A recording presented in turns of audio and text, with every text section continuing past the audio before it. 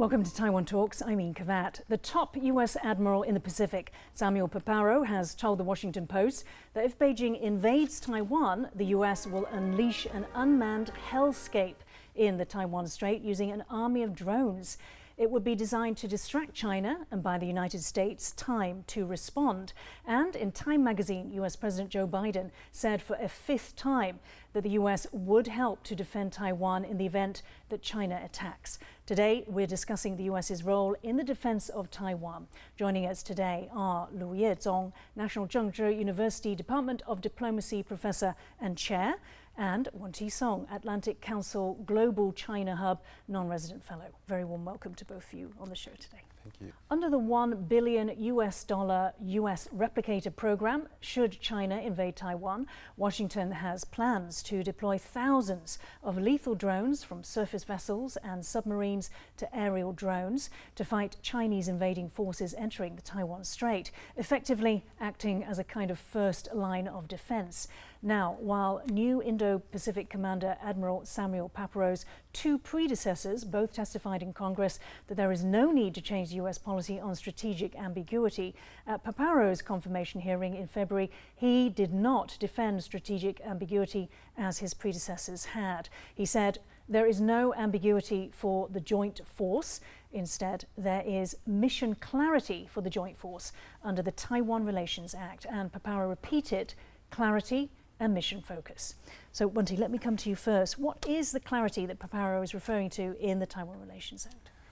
I think the Taiwan Relations Act outlines U.S. commitment to Taiwan in important ways. I think first it begins by noting the interdependence of Taiwan's security and that of the U.S.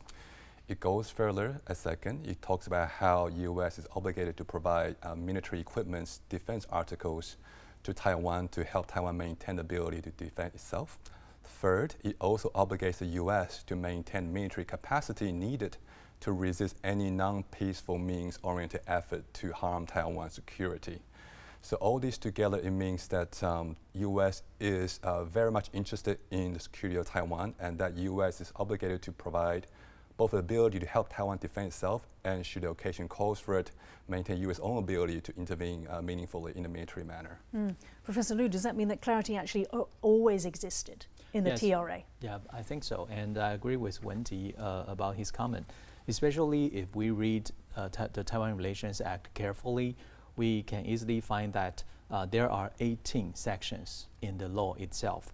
And in Section 2, actually, it lays out the U.S. commitment, as Wen-Ti just mentioned, that in any contingencies happen to Taiwan, the U.S. is obliged to react. And this is part of the U.S. commitment to the security of Taiwan. And also, I think for Paparo's comments, it is also worth noting that he actually refers specifically to the obligation of the United States to maintain its capacity to resist any coercion or any resort of force that can endanger the peaceful means that should be conducted across the Taiwan Strait, and also the stability and peace across the West Pacific.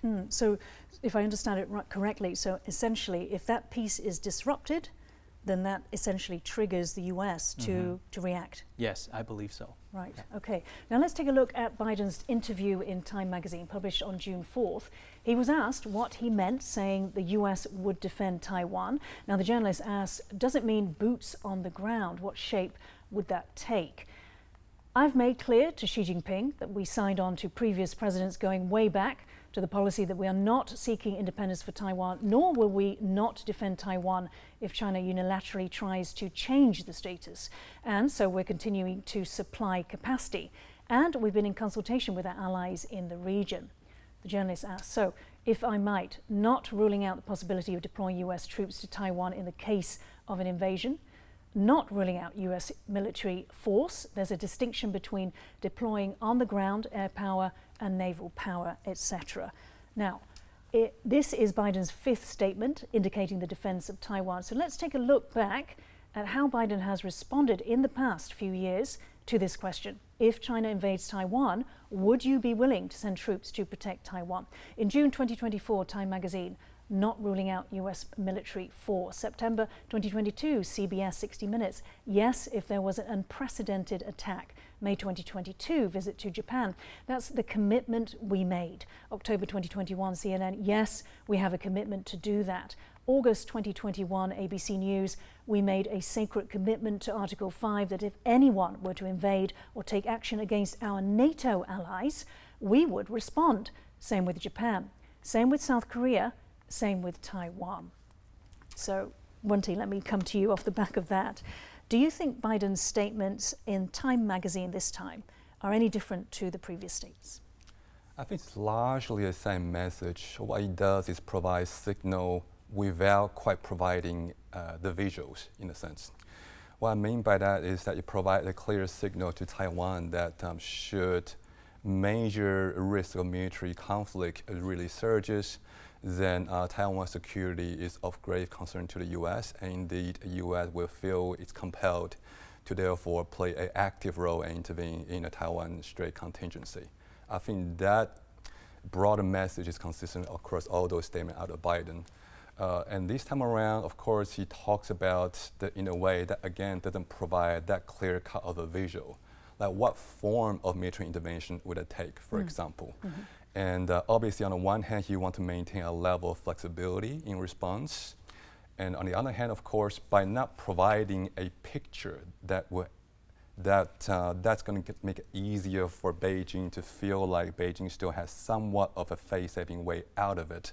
Because if U.S. talk about, I'm going to use military asset A, B, and C on you, you can just see how national audience China is going to go nuts over it, and that in turn is going to make it harder for Chinese leadership to come off the escalation ladder. So I think in that sense, without providing a visual, is the way to maintain what I would call a de facto strategic clarity. Okay, Professor Liu, I just want to get to the heart of this because, you know, the 4 times, the 5 times that President Biden has said, you know, that yes, the U.S. would come to Taiwan's defense, you know, if unilateral action was taken by China to change the status quo. He was criticized, wasn't he? He was criticized, and he was criticized for essentially trying to bring strategic clarity into the picture, and yet you have both said that that clarity was always there in the Taiwan Relations Act. So what exactly is going on here? Yes, I think politically, Biden is making a very different statement in comparison to what he has said 4 times before this time.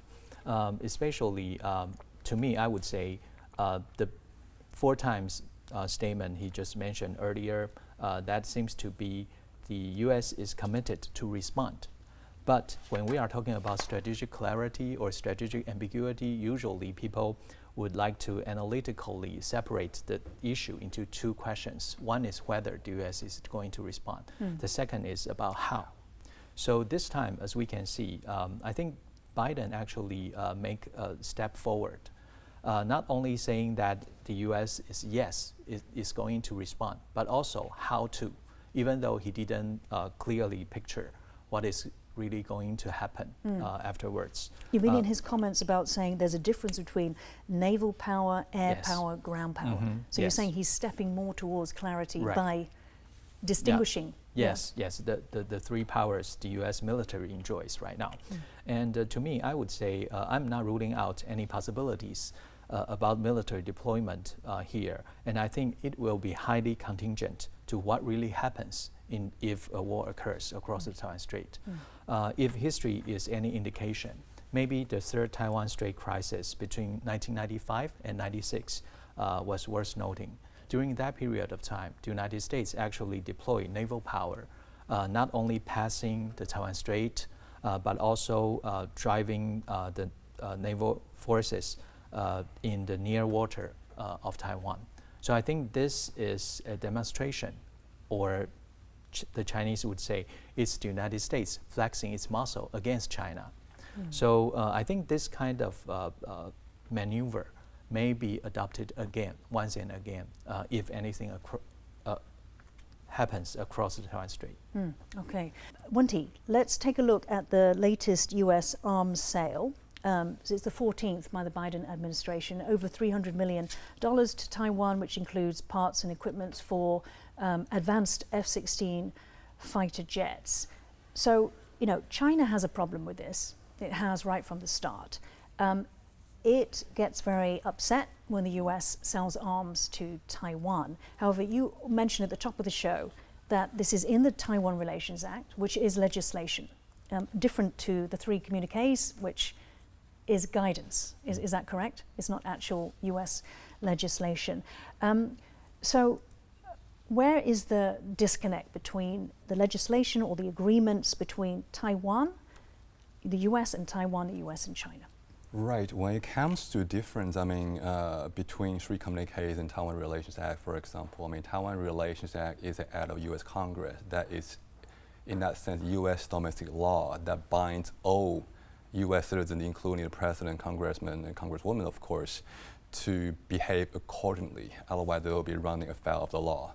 So I think in that front, it's binding, it's permanent, unless of course, you get legislative changes to fix it. Whereas 3 communiques is a declaration of intent from U.S. and China at that particular point in time, which is always subject to tweaks, to shifts, to amendments later on. And indeed, we see that in the 6 assurances, for example, that come out of U.S. during the Reagan administration, you already see significant deviation from the U.S. side on the U.S. arms sale to Taiwan question. That's deviation from the 3rd communique between U.S. and China. Which in those communiques, the U.S. did say that the long-term plan was to scale down the arms sale. Indeed, and that's from the early 1980s, right? That's the 1st communique where U.S. and China said that U.S. will gradually decrease in quality and quantity the kind of arms sale U.S. provided to Taiwan. And yet, shortly after that, you saw from the same U.S. President Ronald Reagan, saying in the 6 assurances that he issued to Taiwan, that no, defense arms sales will continue, and indeed for recent arms sales any guide, including the recent ones, the arms sale from U.S. to Taiwan has increased in quality rather than decreased in quality. So that already shows you that communique and policy, those things are subject to changes over time, whereas legislations are there, they are binding, they're legally binding, and unless you've got an act of Congress to fix it or amend it, otherwise it's going to be there. So Professor Liu, why have those arms sales increased? What is more important, based on the TRA, you can see that it is of U.S. grave concern if anything that can spoil the peace and stability in the Western Pacific. That would be a danger to the United States. So I would say for the United States, it is really imperative to take into account the military comparison across the Taiwan Strait. When China is growing militarily, how to help Taiwan secure itself and how to make sure that the Indo-Pacific region can be peaceful and stable. That is very, very important, not only to Taiwan, but also to the United States and many allies around the world. But are you saying that the threat has also grown?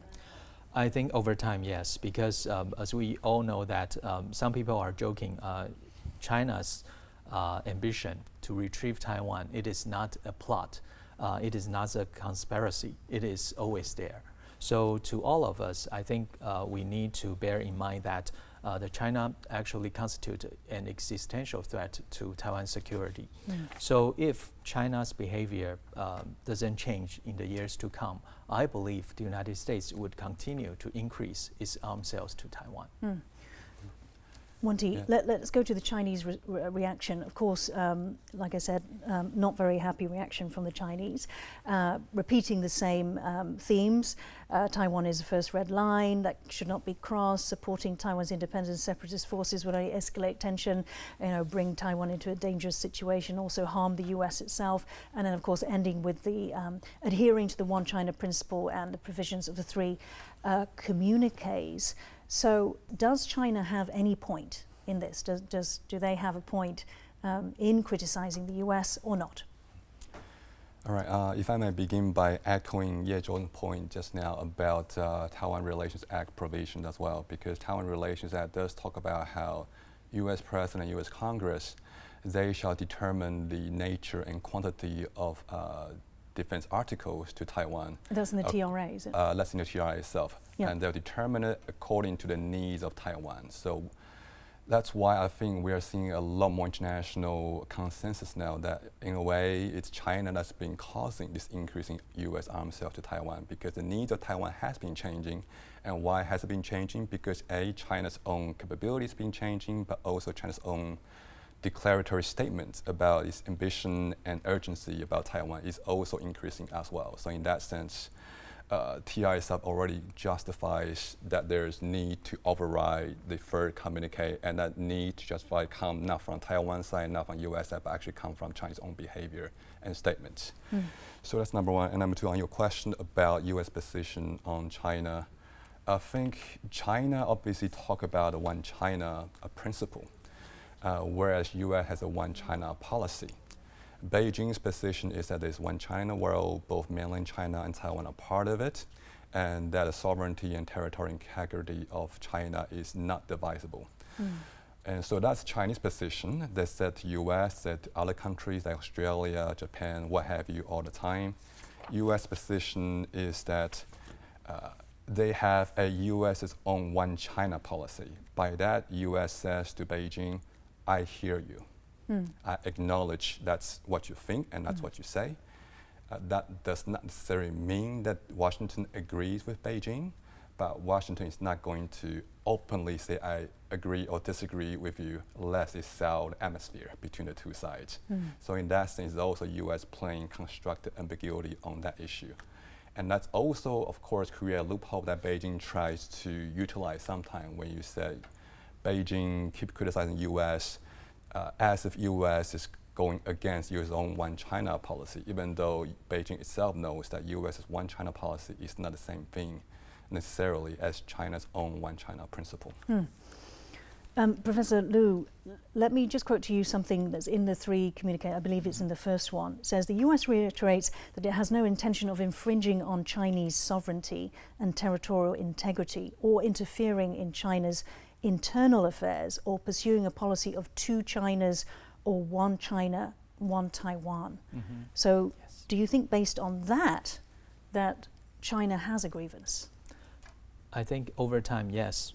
China was always thinking because, as we all know, when China and the United States, they actually hit a war in the end of 1978, right before the official establishment of bilateral relationship between the two countries. And that was Deng Xiaoping who decided, from Chinese perspective, that was Deng Xiaoping who decided to postpone the Taiwan issue. So, and also the arms sales. So that's why they had the joint communique by the end of 1979, and then had the August 17, almost 3 years later. So from the Chinese perspective, of course, they say that you already recognize the government of PRC as the sole legal government of China. And so you should take China's position into consideration, which means there is only one China and Taiwan is part of China. However, on that part, that actually distinguished the US position from China in a stark difference. The US actually acknowledges the Chinese position that there is but one China and Taiwan is part of China, which means, as Wen-Ti just mentioned, the United States would not publicly challenge US position on this. However, whether the US always agree with that, that remains unclear. And what is more important is, under the Biden administration, I think Biden himself made it very clear for many times, there is an organizing principle of US One China policy, which include Taiwan Relations Act, 3 communiques, and more importantly, 6 assurances. I think this is a way more important development in US-Taiwan relations in the past few years, because it is very important for Taiwan to secure this, even its officially unofficial relationship with the United States. But it actually stated that the United States is adopting a very different policy vis-a-vis China over this one China issue. Yeah, so I think this is quite important. So how would you define the difference? That there's been a shift in US policy? Yeah, the shift is the US actually formally employ the idea of 6 assurances into this equation. Yeah, so this is quite important because according to these 6 assurances, the United States is not pushing Taiwan for negotiating with PRC, and also in the very last point, the United States is not taking any position on Taiwan sovereignty.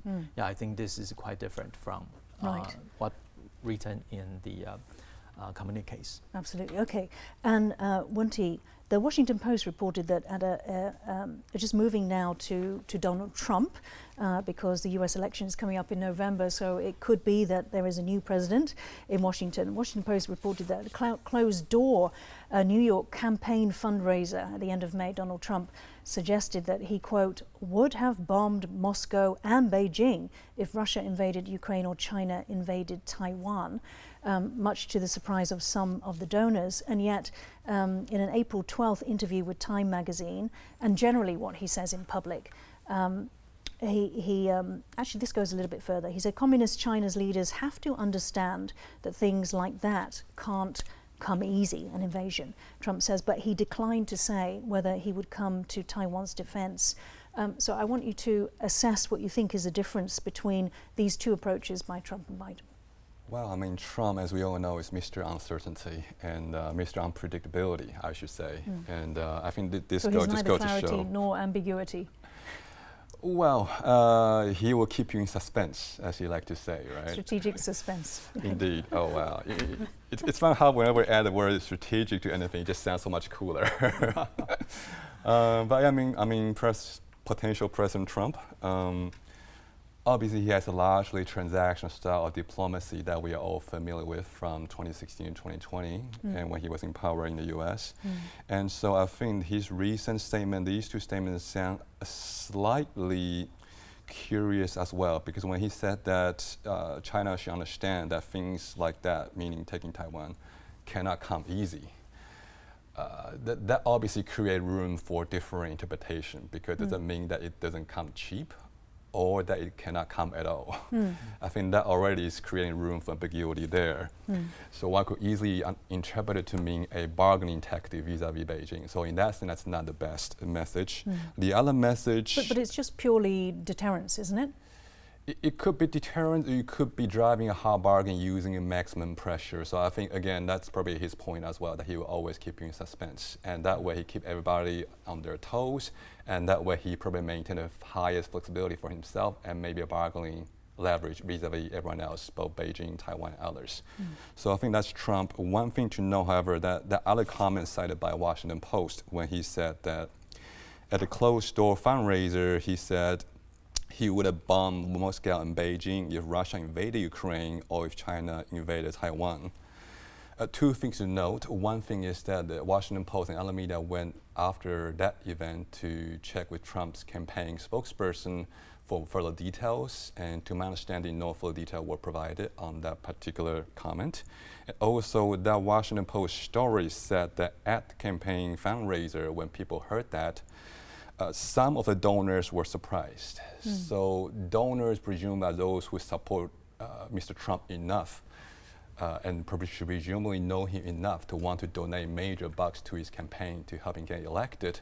So if it's comments like that, attitude like that from Trump is surprising to them, maybe it also is a sign that means we should look into this a little bit more as well. Do you think that feedback then tells Trump, you know, what his future election comment should be on Taiwan? Or do you think that he doesn't listen to other people? He has his own idea. He will say whatever he wants, and he won't actually let people know what his real position is on the defense of Taiwan until it actually happens. Yes, I think so, and I agree with Wen-Ti. I think Trump right now is trying to keep the Taiwan card as close as possible to his chest. He doesn't want anybody to make a guess. Everybody should just say that, okay, the United States would do something, but what kind of reaction the US is going to adopt, that remains unknown. And I think it seems to me that Trump is trying to use this kind of strategy, not only for a big bargain with China, but also trying to make sure that he has the most room to maneuver if anything happens. But just quickly on the bargaining, you both mentioned that. Yes. What sort of example would you mean by Trump bargaining? There are some other news reports reveal that when interviewed, Trump suggested that Taiwan is such a big leverage against China. So if he can get more, that will be easier to reveal his own intention about this question. But until that day happen, I think he will keep everybody guessing on this question. Yeah. So you think that do you have any views on whether he might use that leverage? I think maybe trade will be the big issue here. If he can force China to make a lot of concession on that issue, then that should be okay. But if not, maybe he will trying to use everything as a mixture. Taiwan is part of this bargaining chip. Trading issue, of course, is part of this bargaining chip, and also some other international security-related issues. For example, the Korean Peninsula might be part of this package. Yeah. Okay. Final words to you, Wen-Ti, on that same question. How far do you think Trump would go in leveraging Taiwan? Very briefly. Well, Taiwan is an important actor, and I'm sure that not only Mr. Trump himself, but the potential Trump administration, they will be staffed by very competent officials running policy over Indo-Pacific, over Taiwan, over China. So I'm sure there'll be competent hands running the policy in addition to Mr. Trump himself as well. Okay, we'll wrap it up there. Thank you so much, Yeh-chung and Wen-Ti Sung, for joining Taiwan Talks today. If you liked our show, please search for us on YouTube, give us a thumbs up and hit subscribe to our channel. Thank you for watching the show today. Stay safe and see you next time.